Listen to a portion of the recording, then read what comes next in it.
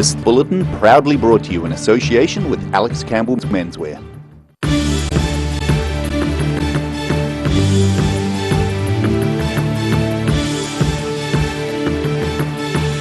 Tonight on The South Today, firefighters attending a blaze near Middlemarch describe it as one of the fastest they've ever seen.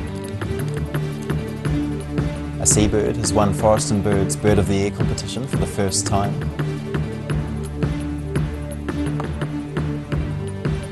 And the signing of the armistice was commemorated today, 101 years since it concluded the First World War.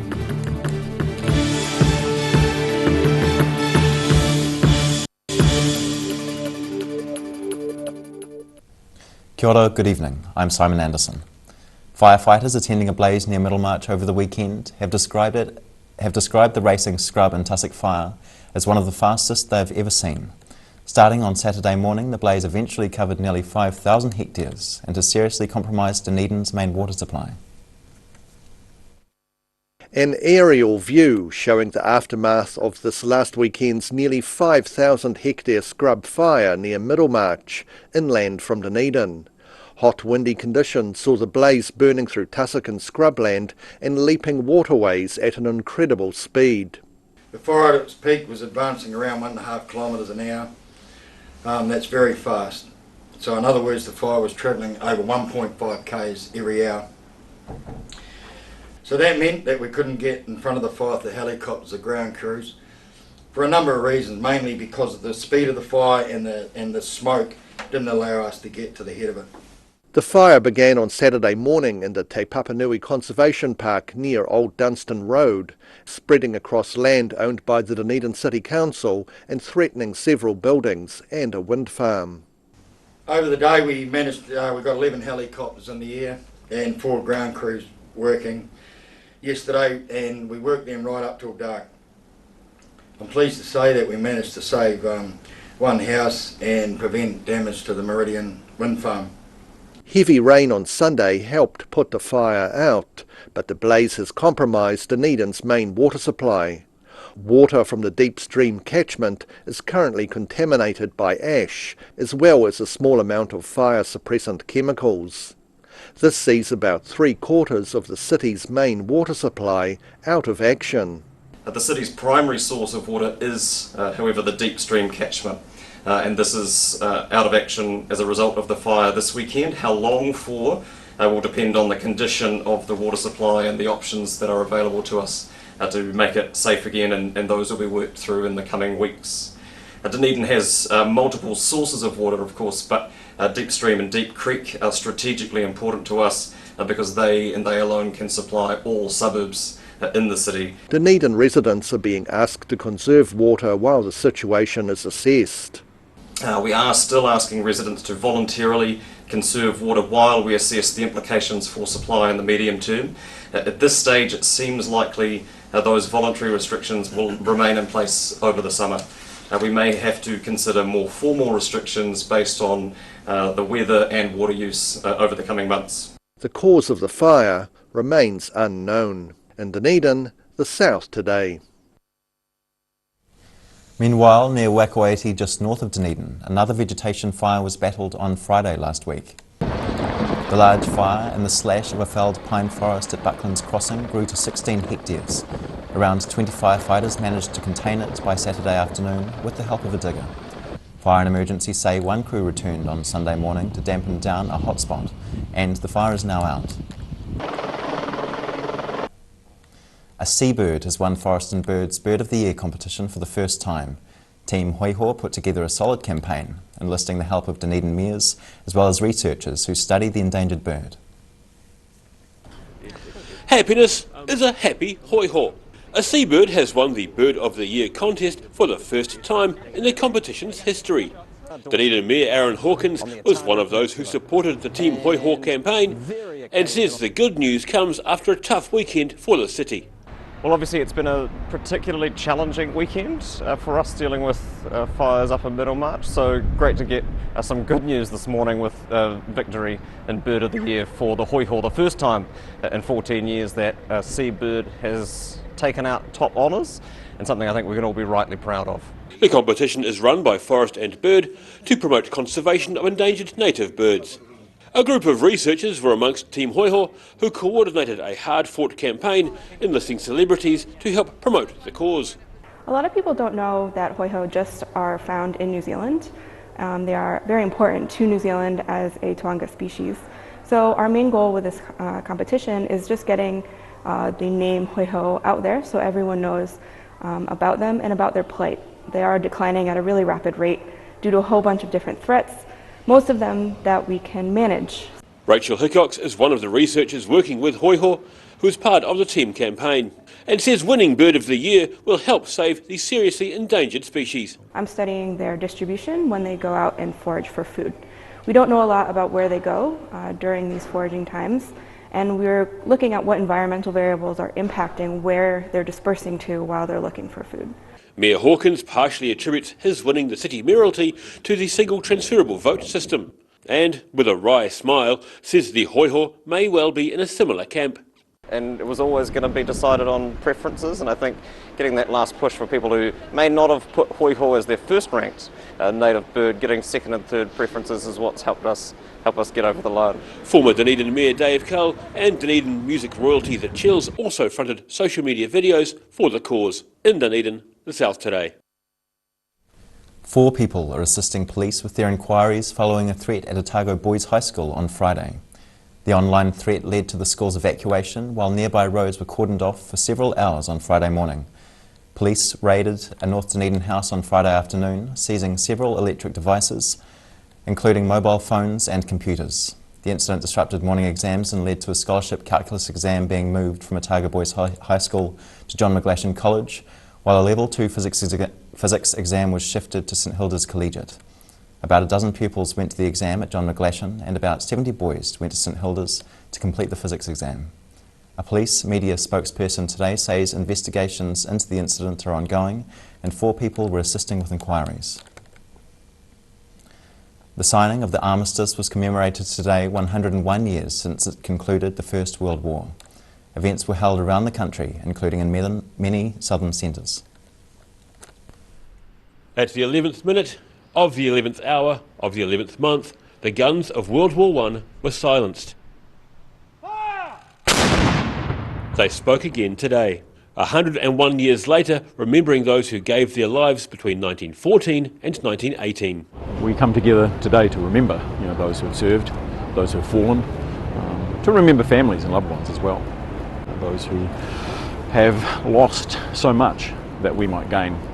Government figures say just under 10% of the population of 1.1 million served overseas, of which more than 18,000 died, with 40,000 hospitalisations due to injury or illness. It can be quite traumatic. It can be difficult sometimes for soldiers when they come home to even fit in back at home.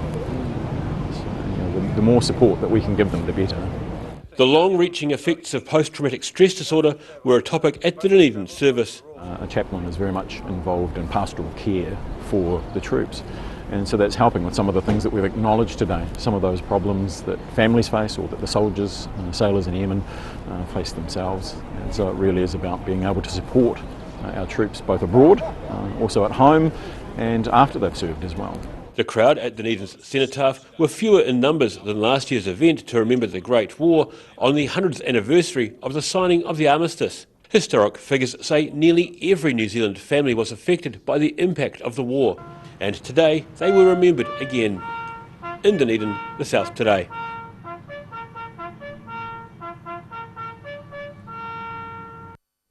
Still to come on the South Today, we check out regional armistice commemorations and a couple of Volts players knock it out of the park to smash an old record. See you soon.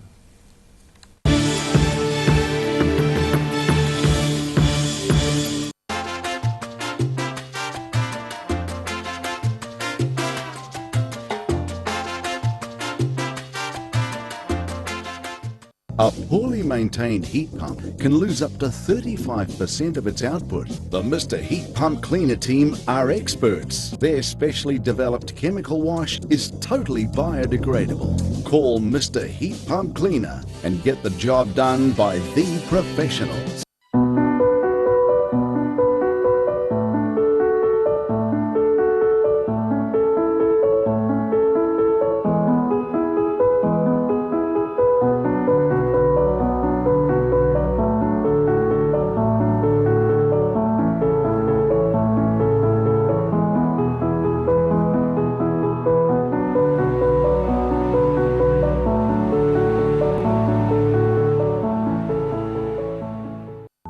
Step into Ross Cafe, located at Ross Home in North East Valley.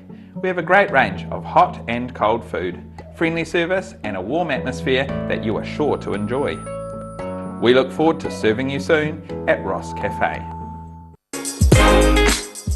Larnach Castle is proud to showcase their new retail space. Simply purchase an annual garden pass for year-round access to the garden, cafe and gift shop, or apply for a host card giving you full access to the castle, ballroom, cafe, gift shop and garden when accompanied by a full paying guest. Check out the website for full terms and conditions. If you're at risk of developing melanoma skin cancer, you owe it to yourself to have a mole map. Mole Map is coming to your area. Phone today to make an appointment. It could save your life.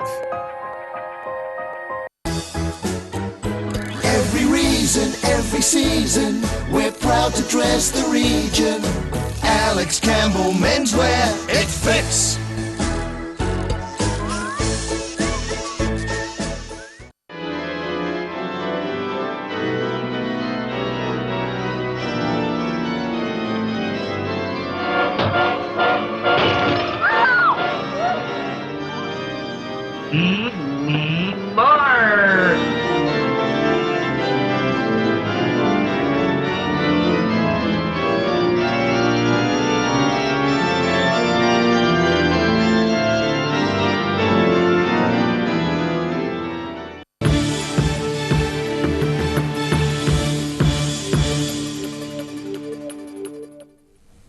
No mai anō, welcome back.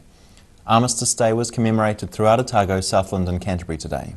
Gatherings took place in towns such as Ashburton, Oamaru and even the tiny township of Otama, just north of Gore. They shall not grow old, as we to the left grow old. Age shall not weary them, nor the years condemn. At the going down of the sun, and in the morning, we will remember them. We will remember them. Ashburton RSA President Merv Brenton addresses those who attended today's Armistice Day ceremony in Ashburton.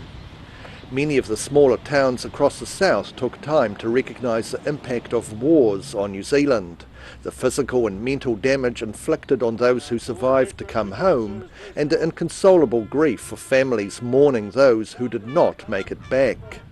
Today we need to reflect on the effects of war, how it affects so many lives, their families, and the knowledge that success in war always delivers casualties and hidden costs. Many left with physical scars, many with hidden mental scars. Towns, countries, all destroyed as a result of war are able to be rebuilt, covering evidence of war. Today it is the human sacrifice of those suffering from the traumas of war that we need to remember. In Otama, just north of Gore, an Armistice Day ceremony saw the return of a Union Jack, which accompanied New Zealand troops during World War I.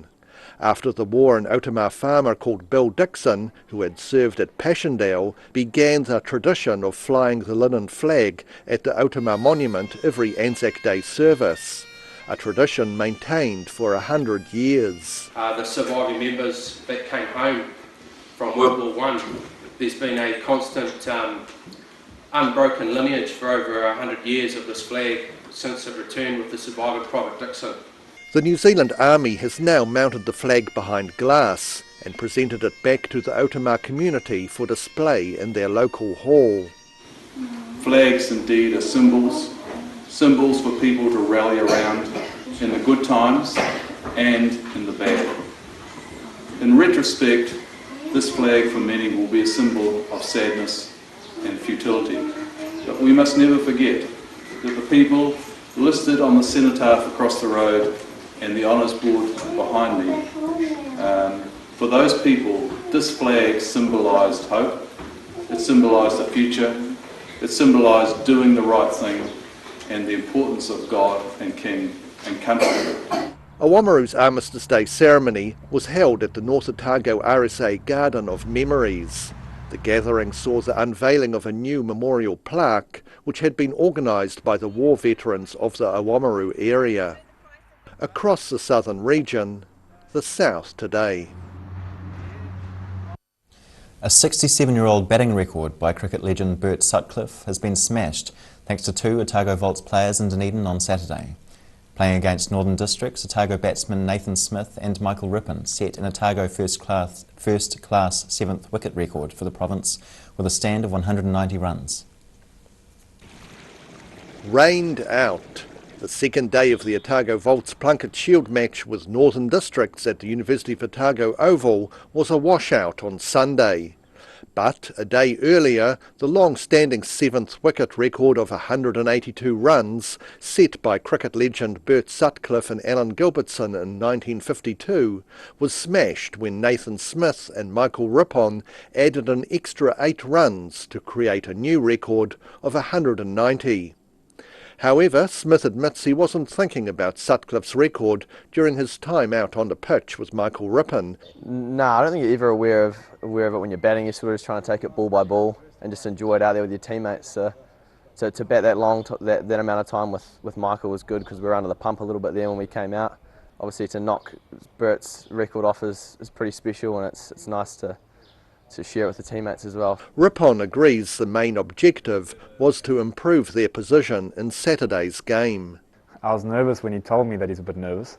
So when he was in the 90s, he said like, oh, I'm a bit nervous here. But yeah, it's pretty cool to break a record, but it's nice just to also put ourselves into a good position for the rest of the game. Towards the end, I guess, there wasn't much talking. It was just, we're cruising at a steady rate. So it was just about trying to do that for longer periods. Team coach Rob Walter is impressed with the duo's efforts.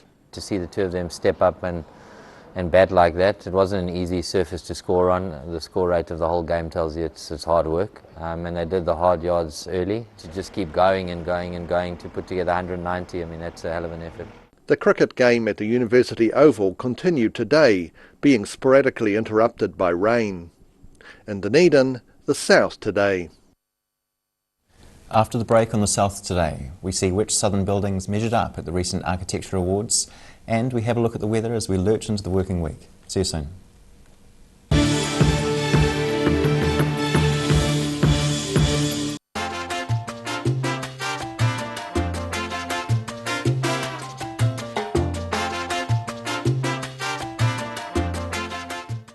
When it's time to say goodbye to your pet, Heaven Sent Pet Cremations are here to help you through this difficult experience.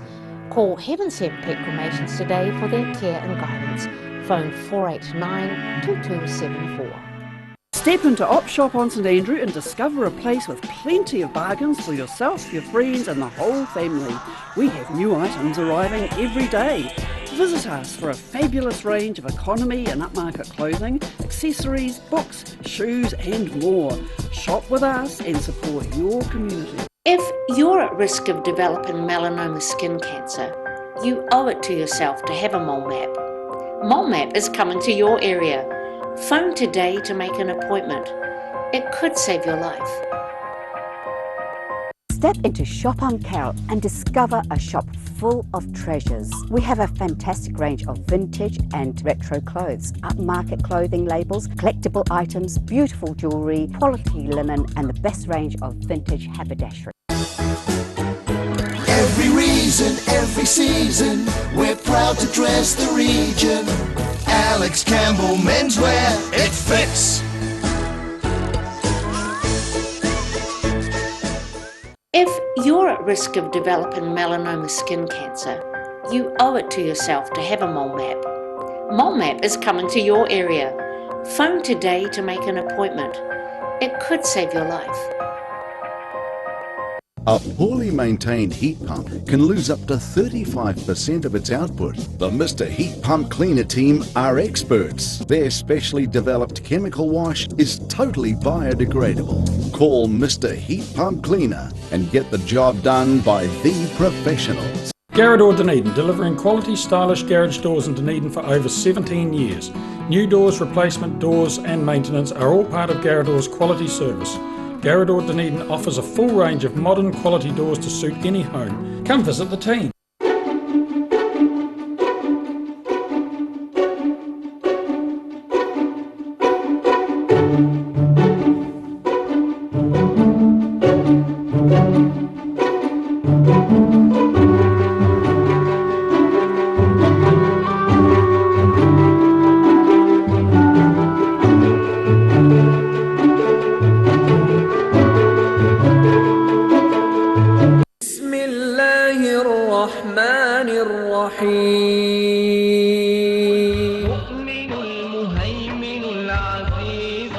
الجبار المتكبر.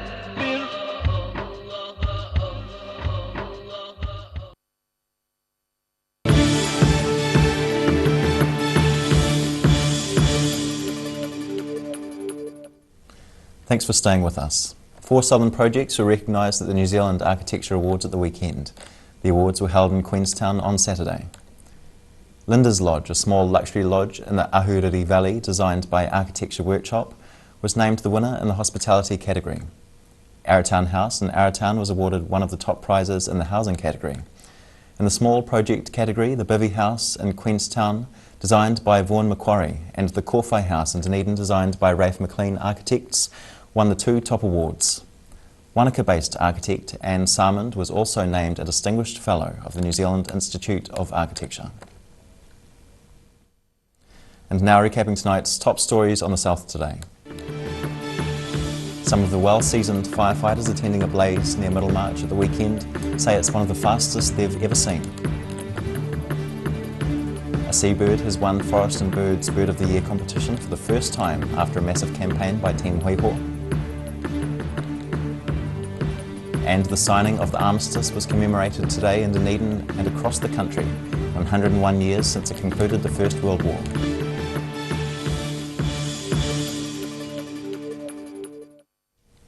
And now, for a look at what's happening in tomorrow's ODT, we welcome Barry Stewart. Kia ora, Barry. Hello, Simon. The fire continues to make the headlines. New rules around fire retardant and where it can be used will be put in place following the big fire in Middlemarch.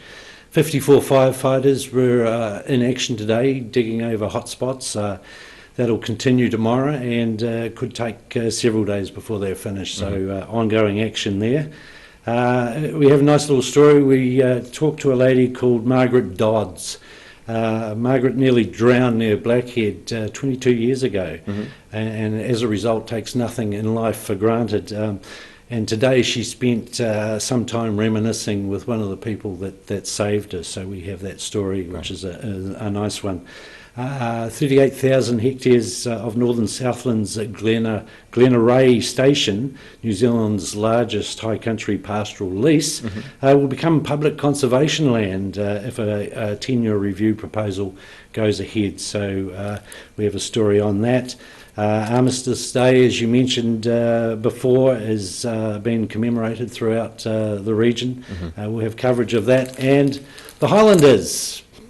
Gosh, it doesn't seem so long since we've been fully absorbed in rugby. Well, they're set to unveil their new look squad. All the super teams are announced tomorrow. So full details. Most of the squad have been named, but there may be a few details we haven't heard of. So that'll be announced tomorrow. That's great, Barry. Looking forward to it. Thank you. And now time for a look at the weather. Tonight's weather proudly brought to you by Mole Map. Beginning with tonight's southern view, looking over the duck pond at the Dunedin's Botanic Gardens.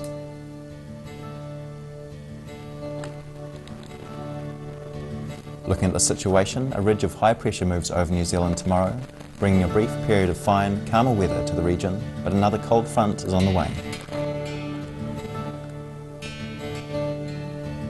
Starting off at the northwest of the South Island, Greymouth and Westport are set for grey skies and 16 degrees. Across to the northeast, Nelson and Blenheim can expect cloudy skies, showers and 17 degrees.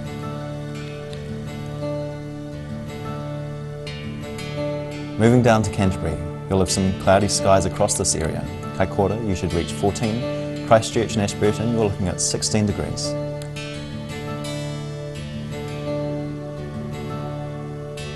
Down in the southern towns, everyone here should prepare for moderate northwesterlies and there's some high cloud. Catlins heads for 15, Balclutha 16, while Gore and Lumsden can both expect 15 degrees. Travelling westwards to the Central Lakes region, Queenstown, Wanaka and Alexandra are all in for light westerlies and clear skies. Wanaka and Queenstown aim for 17, Alexandra should do one better on 18 degrees, while Te Anau is set for 15 degrees and you should expect late rain. Up to the northern towns. Along the coast, Timaru and Oamaru are set for northeasterlies developing and a mostly fine day. Timaru heads for 16 and Oamaru for 15. Further inland, Twizel and Omarama are also set for light westerlies and a fine day with 18 degrees. In Dunedin, cloudy and cool tonight with southwesterly winds and an overnight low of 7. Mostly fine and sunny tomorrow with cool southwesterlies dying out during the day. Cloud increasing and northeasterlies developing from evening, a high of 14 and a low of 9. High cloud increasing on Wednesday with milder northerlies freshening and some rain developing during the afternoon, a high of 16 and a low of 8.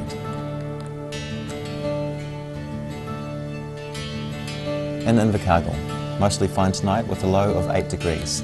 Fine tomorrow with sunny periods at first, but high clouds increasing and lowering later in the day with milder northwesterly winds slowly developing, a high of 15 and a low of 9. Cloudy on Wednesday with periods of rain, fresh gusty northwesterlies at first, a high of 14 and a low of 7.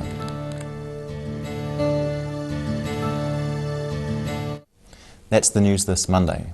For the latest news from the southern region, head online to odt.co.nz and follow Channel 39 on Facebook and YouTube. Have a great evening and week. Ka kite anō.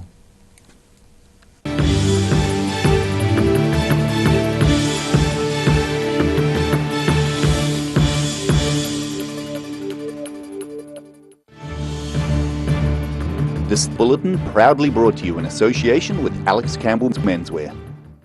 Supporting local content so you can see more of New Zealand on air.